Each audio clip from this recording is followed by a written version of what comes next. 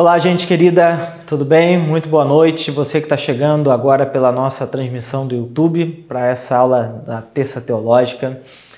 Hoje, especialmente, essa aula é uma gravação. Eu estou no compromisso particular em São Paulo, mas eu não poderia deixar de dar esse conteúdo maravilhoso que a gente está estudando junto, a Carta de Romanos.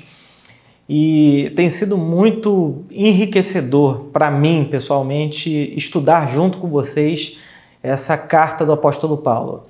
E, bom, na semana passada a gente conversou sobre o capítulo 7 da carta de Paulo aos Romanos e hoje a gente vai, então, entrar no capítulo 8. Mas antes disso eu quero pedir para você algumas coisas. Primeiro, curta esse vídeo, isso ajuda o nosso algoritmo a entender que esse vídeo é relevante, é importante. E em segundo lugar, eu quero pedir a você que, se você tiver dúvidas, vai deixando aí no chat ou no comentário, porque na próxima aula, na próxima terça-feira, a gente pode conversar e responder essas perguntas, tá bom? Então vamos lá. A gente estudou até aqui uma introdução da carta, o tema da ira de Deus, o tema do Evangelho como boa notícia, o paradigma da fé a partir da figura de Abraão, a relação do Evangelho da lei, como que o Evangelho nos santifica sem lei. Na semana retrasada a gente conversou sobre libertos do pecado, Romanos capítulo 6. Na semana passada estudamos Romanos capítulo 7 e hoje chegamos então no capítulo 8. É importante entender que Paulo ele está construindo um argumento junto com a igreja de Roma. Então, é como eu falei no começo, né? É como se fosse uma escadinha. E o capítulo 8, isso é, Paulo agora vai começar a falar sobre a vida no Espírito. É esse o tema que eu quero conversar com você aqui hoje. Então, vamos lá. Paulo, no capítulo 1 ao 3, falou sobre os três grupos que estão debaixo da ira de Deus. Lembrem disso, é importante. Os imorais, os moralistas e os religiosos. Três grupos que estão sob a ira de Deus, que no argumento de Paulo é toda a humanidade representada nesses três grupos. Depois, Paulo vai falar sobre as duas naturezas, a natureza de Cristo e a natureza adâmica, a natureza do primeiro Adão, que empurrou toda a humanidade para o pecado, e a natureza de Cristo, que redime, restaura essa humanidade caída. Abraão como exemplo da fé, como exemplo daquele que andou com Deus sem a lei de Moisés, porque Abraão veio 430 anos antes da lei mosaica, e Abraão é o paradigma para os gentios na sua vida com Deus, né? E aí, capítulo 6 e 7, Paulo então fala sobre as duas libertações, a libertação do pecado e a libertação da lei. Bom, até esse momento eu não tenho usado muitas referências bibliográficas para falar sobre a carta de Paulo aos Romanos, para o texto falar com a gente, para a gente ir lendo juntos e refletindo sobre esse texto. Mas hoje, especialmente, pela grandeza do capítulo 8, pela importância do capítulo 8, eu quero citar alguns grandes pensadores que, ao lerem o capítulo 8, tiveram uma reflexão importante. Então vamos lá. O primeiro, sem sombra de dúvidas, eu quero começar com o John Stott. O Stott, ele diz o seguinte: se em Romanos 7 Paulo dedicou-se ao papel da lei, nesse capítulo 8 sua preocupação é com a obra do Espírito. No capítulo 7 a lei e seus sinônimos foram mencionados umas 31 vezes, mas o Espírito apenas 6 vezes. Capítulo 7 Paulo menciona o Espírito 31 vezes e os seus sinônimos. Nos primeiros 27 versículos do capítulo 8 há 19 referências a ele, citando pelo nome. Então a gente está sendo introduzido aqui a um capítulo que Paulo vai nos apresentar a figura do Espírito Santo e não só isso, como que ele opera na vida do cristão, que foi liberto do pecado, que foi liberto da lei, que não precisa mais da mediação da lei, ele precisa agora de uma nova vida no Espírito. Ainda, um outro grande autor é o N.T. Wright. E o N.T. Wright aqui, ele, comentando sobre o capítulo 8, ele diz o seguinte: o ponto que Paulo levanta aqui, um ponto muitas vezes perdido quando se lê Romanos de forma rápida. Lembrem-se, ele continua falando sobre a lei judaica e o fato de que ela não podia dar vida que prometia e o fato de que Deus fez o que a lei não podia fazer, com o resultado de que o veredito correto e adequado da lei é cumprido em nós, à medida que vivemos não segundo a carne, porém segundo o Espírito. Ainda um outro autor mais antigo, Charles Hodge, ele diz o seguinte: todo o capítulo é uma série de argumentos magnificantes, organizados em torno da absoluta segurança dos filhos de Deus. E ainda o grande doutor, pregador, me inspira muito, o Martyn Lloyd-Jones, ele diz o seguinte: eu tomo a liberdade de garantir que o tema principal do capítulo 8 não é a santificação. O tema central é a segurança do cristão. Então nós temos aqui algumas vozes importantíssimas, talvez faltem algumas mulheres aqui, né? Eu tenho que colocar algumas vozes femininas que leram também o capítulo 8. Mas o capítulo 8 é, sem sombra de dúvidas, uma virada na carta de Romanos. Uma virada porque o apóstolo Paulo, ele sai da crítica, ele sai do ambiente onde ele está debatendo sobre alguns temas difíceis e agora ele entra nesse mundo dessa nova vida. Isso é, o que significa, então, viver essa nova vida em Cristo? É importante dizer que a Bíblia, ela não é um livro que possa ser compreendido à luz da maneira das redes sociais com 140 caracteres. O argumento de Paulo é linear, complexo, denso, e a gente está aqui desde o começo do ano estudando essa carta. A gente já está no meio de abril, estudando, e agora a gente está entrando no capítulo 8 para vocês entenderem como que a carta de Romanos ela tem uma densidade, um peso que é extraordinário. Sem sombra de dúvidas, é uma carta absolutamente incrível, né? Então vamos lá. Versículo 1 do capítulo 8, Paulo começa com a afirmação: portanto, agora já não há condenação para os que estão em Cristo Jesus. Portanto, agora já não há condenação para os que estão em Cristo Jesus. Bom, poderia fazer uma exposição desse pequeno verso, como nos ensinou o Dr. Martyn Lloyd-Jones, com o seu método de pregação, que a gente chama de lectio continua, né? Pegava um versículo e expunha esse versículo durante muito tempo. Bom, aqui é um ponto de transição. Martyn Lloyd-Jones diz que quando Paulo usa esses adversativos, portanto, no entanto, porém, a gente tem que perceber bem o que vem depois. É um ponto de transição. Esses adversativos são uma virada na teologia paulina, nas cartas. E é importante a gente parar nesse portanto e entender o que vai vir agora. E aí algumas coisas que nos chamam a atenção. Primeira palavra, agora.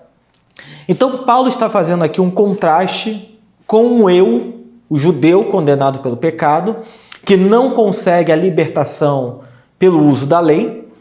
E agora, o agora também indica que nós já estamos justificados. Então ele diz assim, agora, isso é, esse cristão, esse judeu que está na comunidade de Roma, esse gentio e judeu que está na comunidade de Roma, que creu em Cristo, Paulo está dizendo, agora, isso é, a vida com Deus não é uma realidade futura, é uma realidade presente, é uma realidade que já começou.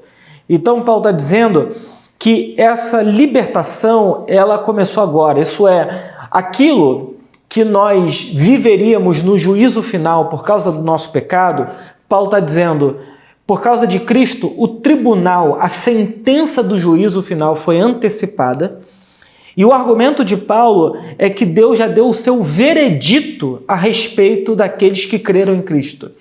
E o veredito é, já não há condenação para os que estão em Cristo Jesus. A pergunta é, para quem não há condenação? E aí a resposta, olhando para o argumento da carta, é, não há condenação para os 3 grupos que estão condenados no capítulo 1 ao capítulo 3. Então, o agora, o veredito já foi dado para aqueles que creram em Cristo. Então, o imoral, o moral, o religioso que crê em Cristo, Paulo está dizendo, eles já receberam a sentença. E qual é a sentença? toda a condenação foi anulada. Todo o veredito que estava contra nós foi cessado e nós não estamos mais diante do tribunal de Deus esperando uma sentença para a nossa condenação. A condenação acabou. A condenação que a lei trazia, acabou. A condenação que o pecado trazia, acabou. Na vida do cristão, na vida daquele que creu em Cristo, o juízo final foi trazido para o momento em que ele disse: eu creio em ti. Eu creio em Jesus Cristo. E quando isso acontece, Paulo está dizendo, não há mais condenação. E para quem que não há condenação? Para o mundo inteiro? Paulo diz, não. Para aqueles que estão em Cristo Jesus. Então, Paulo está demonstrando aqui que aquele que crê em Cristo, ele se une a Cristo. Eu já falei um pouco sobre isso, sobre essa necessidade de se entender que o cristão, ele não é alguém que está somente tentando imitar Jesus. Ele é alguém que está unido à pessoa de Jesus pela fé. O Calvino, nas Institutas, diz assim, portanto, para que nos transfira os benefícios que ele recebeu do Pai, é necessário que ele se faça nosso e habite em nós. Portanto, a íntima ligação da cabeça e membros, a habitação de Cristo em nosso coração, a união mística, estão em harmonia conosco em elevado grau de importância. Assim, pois, Cristo, tendo sido feito nosso, torna-nos participantes com Ele nos dons nos quais Ele está dotado. Então, Calvino está dizendo que ao nos unirmos a Cristo, nós recebemos vida dele. Então, é importante entender esse primeiro ponto aqui. Vamos lá. Paulo vai apresentar, então, uma explicação. Por que nós não estamos mais sob a condenação do juízo? Por que a lei não nos condena? Por que o pecado não nos condena? E isso tem implicações pastorais, teológicas, intelectuais muito profundas para a nossa vida.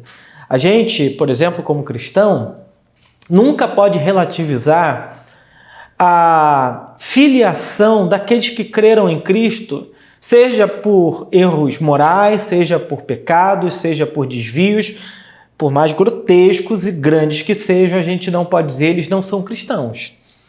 Por que não podemos dizer? A não ser que realmente a pessoa demonstre uma vida que seja antagônica a tudo aquilo que Cristo é.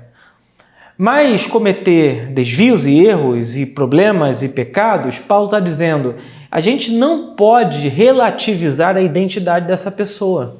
Ela está num processo de transformação. Ela está em Cristo, né? Por isso que é significativo Paulo começar as suas cartas para igrejas complicadas como de Corinto, dizendo que aos santos que estão em Corinto, aos santos que estão em tal lugar, porque Paulo não relativiza quem eles são em Cristo por causa daquilo que eles cometem, sabe? Então é importante a gente também, na nossa prática cristã, não relativizar os fracos na fé, ou aqueles que são nécios, ou aqueles que estão aprendendo a vida cristã pelo fato deles não viverem ainda à altura de tudo que Cristo deu para eles e de tudo que Cristo oferece a eles, né? Mas eles, se em seu coração creram em Cristo, eles já são pessoas que estão unidas a Jesus. E aí Paulo vai apresentar uma justificativa. E ele diz o seguinte, o primeiro porquê, né? Paulo diz, por que eles não estão condenados mais? Em primeiro lugar, Paulo diz, porque a lei do Espírito da vida em Cristo Jesus te livrou da lei, do pecado e da morte. A primeira justificação de por que não há condenação para a gente, Paulo diz, porque a lei do Espírito da vida agora está operando no coração do cristão. Isso é, não existe mais uma gota de condenação ou de expectativa de condenação para aqueles que estão em Cristo. Eu não tenho mais medo do juízo final. Eu não tenho medo de Deus, eu não tenho medo de Cristo, eu não tenho medo do Espírito Santo, porque eu já fui recebido como filho amado. Por causa de Cristo, eu me tornei participante da graça. Eu fui adotado para ser parte da família de Deus. E a minha história está incluída na história de Abraão, Isaac, Jacó, Israel, do rei Davi, de Jesus, de Pedro, de Paulo. A minha história faz parte dessa família. A minha filiação não é, antes de tudo, uma filiação dos meus pais naturais. A minha filiação é, sobretudo, uma filiação na família de Deus. Isso é muito significativo dizer isso, porque a minha identidade não é mais uma identidade somente carnal, a minha identidade é uma identidade espiritual. Eu fui livre. Então, em segundo lugar, Paulo vai dizer o seguinte, que não existe condenação porque Deus agiu em seu Filho e em seu Espírito a fim de condenar o pecado e conceder vida. Ele diz, porquanto, o que for impossível à lei, a lei não conseguiu resolver o problema, como a gente estudou na aula passada. No que estava enferma pela carne, isso fez Deus enviando o seu próprio Filho em semelhança de carne pecaminosa e no tocante ao pecado.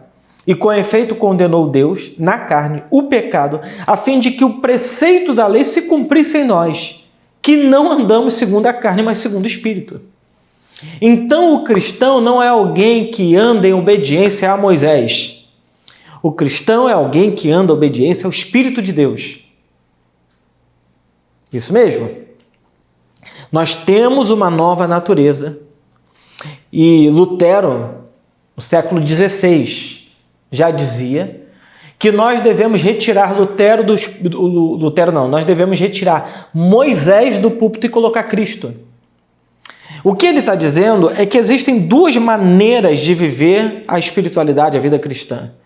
Uma é orientada pela lei mosaica, a outra é orientada pelo Evangelho de Jesus. E aqui não é uma contraposição entre um e outro. O que eu estou colocando é que o Evangelho é infinitamente superior a Moisés. Moisés é sombra da realidade. Moisés, ele é uma sombra do que haveria de vir, mas Cristo é a realidade, Cristo é a luz. Então, se em Moisés nós vimos sombras, em Cristo nós vemos o raiar do dia. Isso quer dizer para nós que o que a lei não conseguiu fazer, e não porque a lei é ruim, a lei é boa, a gente já viu isso na carta, mas por causa da natureza do pecado, ela não conseguiu nos trazer vida. E Paulo está dizendo que Deus condenou na carne, isso é, a morte de Cristo, foi para que a condenação do pecado e da morte cessassem e nós recebêssemos o benefício da vida. Então Cristo morreu, recebendo a punição injusta por causa dos nossos pecados. E nós deveríamos morrer, mas Cristo morreu em nosso lugar. Ainda em terceiro lugar, não existe condenação porque existem dois tipos de seres humanos. E vocês são do tipo espírito, né? Paulo diz, porque os que se inclinam para a carne, e aqui carne não é corpo, carne é uma inclinação do coração, uma natureza da carne, cogitam das coisas da carne, mas os que se inclinam para o espírito, das coisas do espírito cogitam. Então Paulo diz, não é mais ser guiado pela carne ou pela lei. Agora a conversa é ser guiado pela carne ou ser guiado pelo Espírito. Existem duas formas de agir, existem duas formas de viver no mundo. A carne produz morte, o Espírito produz vida.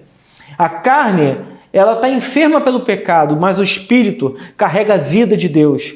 Então todo cristão é alguém que carrega a vida de Deus dentro dele. É alguém que tem em si mesmo essa natureza, essa regeneração, essa transformação da vida de Deus dentro dele.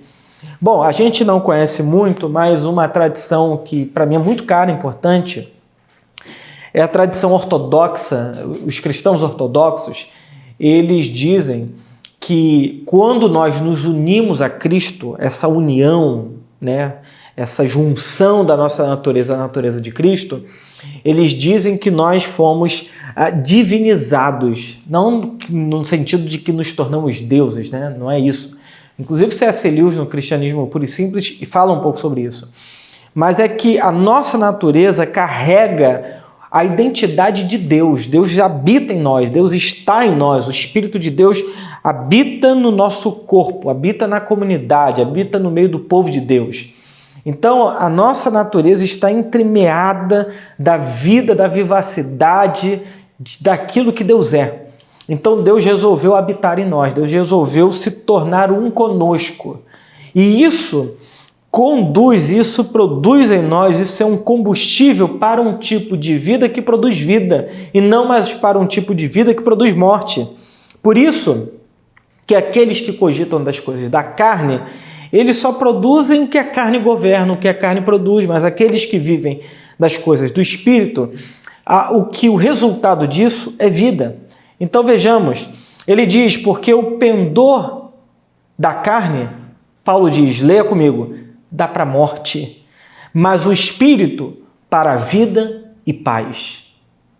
Lembra que eu falei que a conversa não é sobre certo e errado, mas sobre morte e vida? Bom, aqui está o texto, Paulo dizendo exatamente isso. Então não existe condenação porque dois tipos estão se dirigindo à morte e à vida. Então Paulo está dizendo que nós cristãos, porque recebemos o Espírito de Deus, porque fomos motivados pela presença de Deus, Paulo está dizendo o seguinte: nós recebemos um Espírito que produz em nós, o resultado dessa vida de Deus é vida e é shalom, é paz. Então, pelos frutos a gente conhece a árvore. Eu não estou dizendo que o cristão não possa passar por tribulação. O Fabrini vai falar um pouco sobre a segunda parte do capítulo 8, onde Paulo diz, que nem a morte, nem a vida, nem principados, nem potestade, nem o presente, nem o porvir. Então o cristão pode passar por essas ambivalências da vida. Mas em todas essas coisas, Paulo diz, nós somos mais do que vencedores. Aqui está uma grande chave para a gente entender que o caminho do cristão não é mais um caminho de morte. Então tudo ao nosso redor tem que produzir essa vida de Deus, essa zoe, no grego, zoe é vida e vida de Deus em nós. Nós estamos encharcados, nós estamos mergulhados, nós estamos inundados dessa vida de Deus e por isso a nossa vida produz vida no mundo, vida e paz, coisas que são absolutamente magníficas. Aquilo que a gente perdeu no Éden, por meio do Espírito, nós podemos antecipar a vida que teremos eternamente com Cristo. Então, existem, além da não condenação, Paulo apresenta quatro argumentos do porquê que nós não estamos mais sob condenação. Paulo vai falar agora sobre duas mentalidades, a mentalidade carnal e a mentalidade do Espírito. Então Paulo diz assim, olha, que quem pertence quem tem a mente voltada para o que o Espírito deseja, vamos lá. A mentalidade da carne produz morte e a do Espírito produz vida, é isso que eu quero dizer. E a mentalidade da carne é inimiga de Deus porque não se submete à lei, nem pode, ela é incapaz. Então, qual é o ponto que eu quero trazer aqui? Para eu não ficar confuso, tá bom? Qual é o ponto que eu quero trazer aqui? Paulo está dizendo o seguinte, que uma mentalidade que não tem a vida de Deus dentro dessa pessoa, esse tipo de mentalidade, esse tipo de maneira de ver o mundo, produz morte. Enquanto a mentalidade de Deus, esse Espírito de Deus, produz vida. Bom, já falei sobre isso. Paulo está dizendo o seguinte, que por que a mentalidade carnal produz morte? Porque ela não consegue se submeter nem à lei e nem a Deus, porque ela é incapaz. E por que ela é incapaz? Porque Paulo vai dizer que ela está enferma, ela está adoecida, ela está subjugada a uma natureza adâmica dentro dela. Então o problema não é a lei, o problema é a natureza que está no ser humano, O problema é que a nossa natureza está enferma. Então, Paulo aqui está falando de uma pessoa que não pertence a Cristo, Bom, deixa eu ler esse texto aqui, esse texto é importante, Romanos, capítulo 8, versículos 6 a 9. Romanos, capítulo 8, versículos de 6 a 9. Vamos lá. Ele diz assim, quem vive segundo a carne tem a mente voltada para o que a carne deseja. Então, ok. A gente já entendeu. Mas quem vive de acordo com o Espírito tem a mente voltada para o que o Espírito deseja.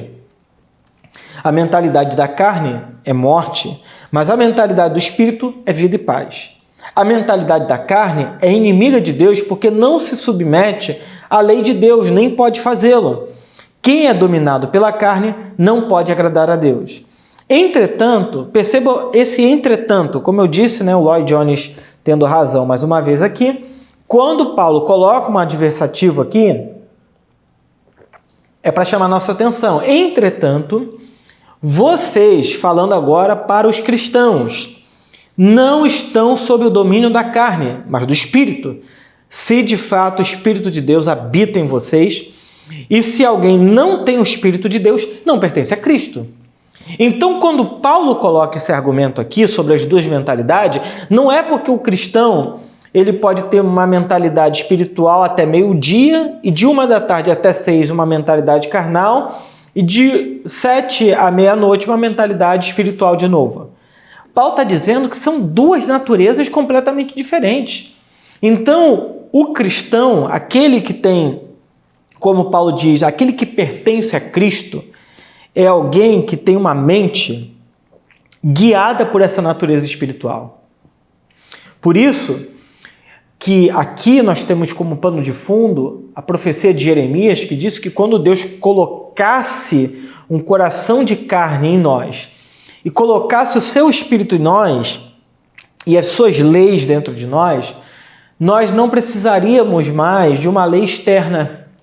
Então o que Paulo está dizendo aqui é que a vontade de Deus entrou para dentro do nosso coração. E agora a gente é guiado pelo Espírito, e esse Espírito de Deus é tão poderoso, porque é o próprio Deus agindo em nós, que ele produz esse tipo de vida, que produz paz e vida, e zoe, essa vida de Deus. Bom, então o John Stott, comentando sobre a passagem, para não ficar confuso, ele resume dizendo o seguinte: vemos aqui duas categorias de pessoas, os não regenerados, que estão na carne, e os regenerados que estão no espírito, as quais têm duas perspectivas, ou duas disposições de mente. A inclinação da carne e a inclinação do espírito, que levam os dois padrões de comportamento, viver segundo a carne ou de acordo com o Espírito, e que resulta em dois estados espirituais, morte ou vida, inimizade ou paz. Assim, a nossa mente, isso é, o seu enfoque e as ideias que a ocupam, desempenham um papel central tanto em nossa conduta presente como em nosso destino eterno. Passagem, comentário do John Stott sobre essa passagem. Bom, além disso, no capítulo 8, versículo de 10 a 11, Paulo aqui traz a dupla realidade da vida cristã. E aqui tem um ponto super importante, porque ele vai dizer o seguinte: se porém, versículo 10 e 11, se porém Cristo está em vós, o corpo, na verdade, está morto por causa do pecado, mas o Espírito é vida por causa da justiça. Se habita em vós o Espírito daquele que ressuscitou a Jesus dentre os mortos, esse mesmo que ressuscitou a Cristo Jesus dentre os mortos, vivificará também o vosso corpo mortal, por meio do seu Espírito que em vós habita. Gente, deixa eu tirar meu óculos aqui. Paulo apresenta aqui o fundamento mais excelente, mais poderoso, mais magnífico no que diz respeito à nossa escatologia, ao nosso destino final, ao ponto final da vida de todo cristão, que é o fato de que, apesar da gente ter renascido em Cristo, recebido vida, Paulo está dizendo, o nosso corpo, ele morre. Mas ele apresenta um fato que para muitos cristãos católicos, seja como for, não fica claro, porque, como eu disse várias vezes nessa carta, há um neoplatonismo em nossa mentalidade teológica que diz para a gente que o corpo vai para a terra, mas o que é salvo no final é o espírito que fica vagando na eternidade e a gente diz, o meu espírito vai estar com Deus. Paulo está dizendo, não, não e não. Essa não é a perspectiva do que nós vimos acontecer com Cristo. Por que que não? Paulo está dizendo para a gente o seguinte, se nós vamos viver a vida de Cristo, vamos morrer, o que nós devemos esperar também são os mesmos resultados que vimos na pessoa de Jesus. Isso é, quando Jesus ressuscita dentre os mortos, ele não ressuscita em espírito, ele ressuscita em corpo.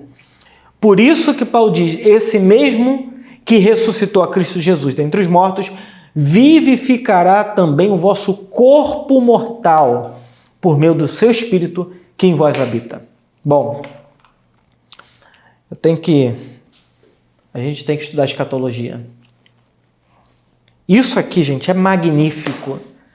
Por que que é magnífico? Porque a promessa de Deus não é uma promessa de que a gente vai abandonar isso que nós habitamos, o nosso corpo, que é uma integralidade. Paulo está dizendo que nós receberemos vida em nosso corpo físico e nós receberemos isso por meio do Espírito que já habita em nós. Bom, algumas considerações aqui. O se, que aparece aqui no versículo 10 e 11, qualifica um cristão. Isso é, a primeira, Paulo descreve em termos de vida e a segunda em termos de dívida. Versículo 12 e 13, né? A primeira parte e a segunda parte. Depois, a grande pergunta é qual o significado do corpo aqui. Eu já respondi um pouco isso. Paulo está falando do corpo físico, o corpo como sarx, corpo do pecado, ou o corpo mortal. Bom, a resposta é o corpo físico, né? Então, eu coloquei aqui uma ilustração. Como Paulo já fez essa atribuição em seu paralelismo a Adão-Cristo no capítulo 5, ele com certeza está dizendo que o nosso corpo tornou-se mortal em virtude do pecado de Adão, ao pó tornarás. Ao passo que o nosso espírito está vivo por causa da justiça de Cristo.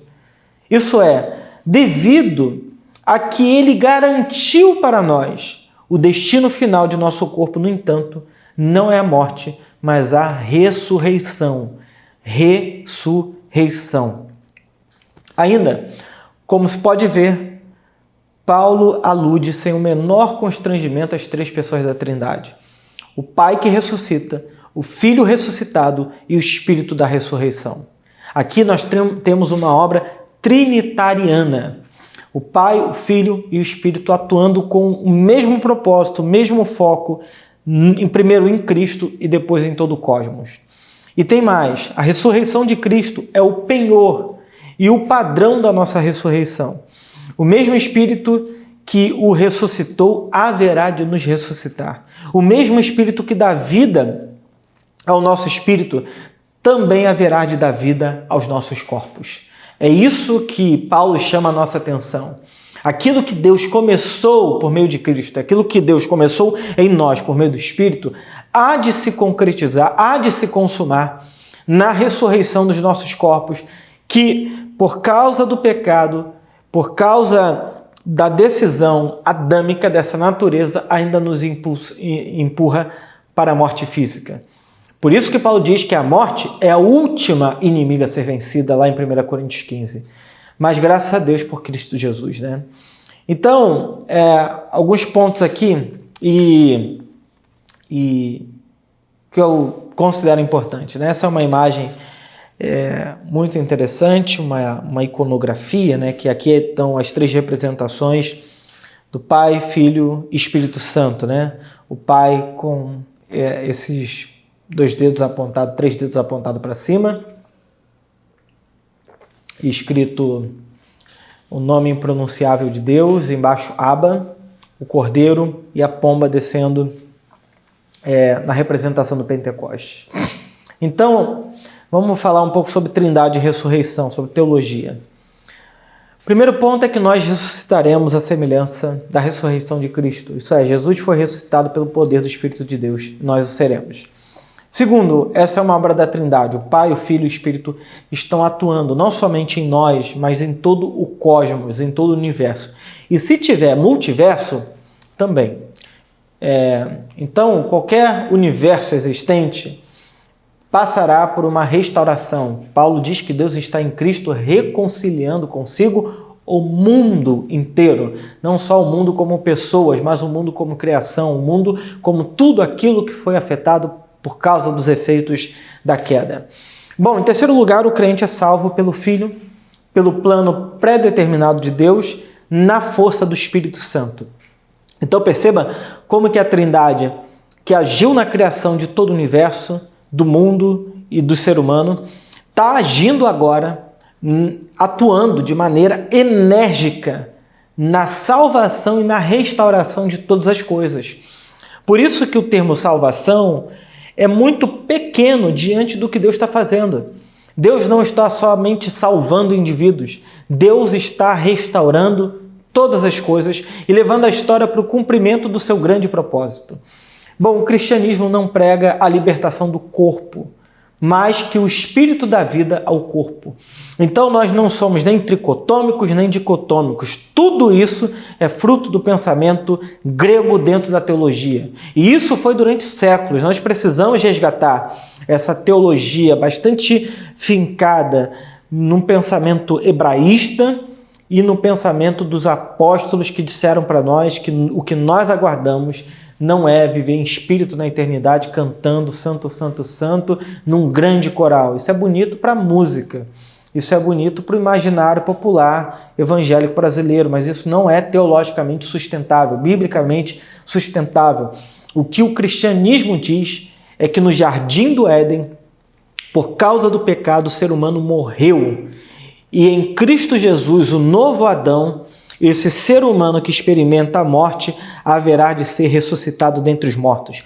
Por isso que eu digo, tudo aquilo que produz morte no mundo é um sistema caído. E tudo aquilo que produz vida no mundo é uma antecipação do reino de Deus vindouro. Bom, o que eu estou dizendo é, o propósito de Deus é dar vida a tudo que está morrendo por causa do pecado. O pecado era o nosso inimigo, mas por causa de Cristo, esse inimigo foi vencido. Agora a nossa última inimiga, esse aguilhão da morte, é a morte física, da qual nós aguardamos ansiosamente pela ressurreição no dia em que Cristo virá e, enfim, restaurará todas as coisas.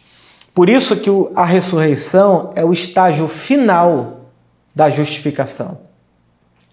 A justificação é o momento em que nós somos mudados de status diante de Deus. Nós fazemos parte dessa família que Deus está criando. Então nós somos justificados, isso é, nós recebemos a antecipação do tribunal. Deus olha para nós por meio de Cristo e diz, não há mais condenação. No entanto, ainda assim, nós aguardamos o momento em que Deus dirá e fará com que o nosso corpo mortal passe pela maravilhosa, extraordinária, absoluta transformação em que nós receberemos da nossa glorificação. Porque aqueles que foram justificados foram também santificados, e que foram santificados foram também glorificados.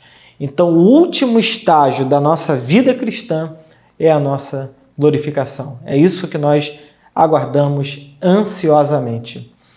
Bom, para encerrar e mostrar como que o evangelho é voltado para o corpo, vou fazer uma citação aqui. O impressionante, escreve Handley Mull, o Mull, é essa característica da Escritura. Seu evangelho é voltado para o corpo. Em Cristo, o corpo é visto como algo muito diferente do que um mero estorvo, uma prisão ou uma crisália da alma. Ele é instrumento da alma, ou por que não dizer, o projeto de suas potentes asas, destinado para a vida na glória. Bom, gente, alguns apontamentos aqui antes da gente parar. Primeiro, o papel do Espírito para quem creu. Primeiro, libertar. A gente não vive mais em temor. Segundo, gerar filhos por adoção. A gente agora clama Abba Pai. Somos filhos de Deus. Terceiro, dar testemunho conosco de que somos filhos a alguém, um ser poderosíssimo, o próprio Deus em nós dizendo: você é filho de Deus, você é filha de Deus. Quarto lugar, somos herdeiros de Deus e co-herdeiros com Cristo. Isso aqui é algo absolutamente extraordinário. Isso é Deus cumpriu a promessa que ele fez a Abraão. Em ti serão benditas todas as famílias da terra. O descendente prometido de Abraão é Cristo que abençoou todas as famílias da terra. Em quinto lugar, participamos dos sofrimentos e da glória. São duas eras, o presente e o futuro. E nós, todos nós, estamos vivendo entre esses dois eventos. O momento presente e o momento futuro. Aguardando ansiosamente pelo dia em que nós estaremos com Cristo face a face. Bom, é isso. E chegamos em Romanos 8. Agora você está entendendo a grandiosidade desse argumento. Bom, se você tiver dúvidas, deixa nos comentários. Na próxima aula a gente conversa um pouco sobre elas, tá bom? Que Deus abençoe poderosamente a sua vida e até a próxima aula. Tchau, tchau.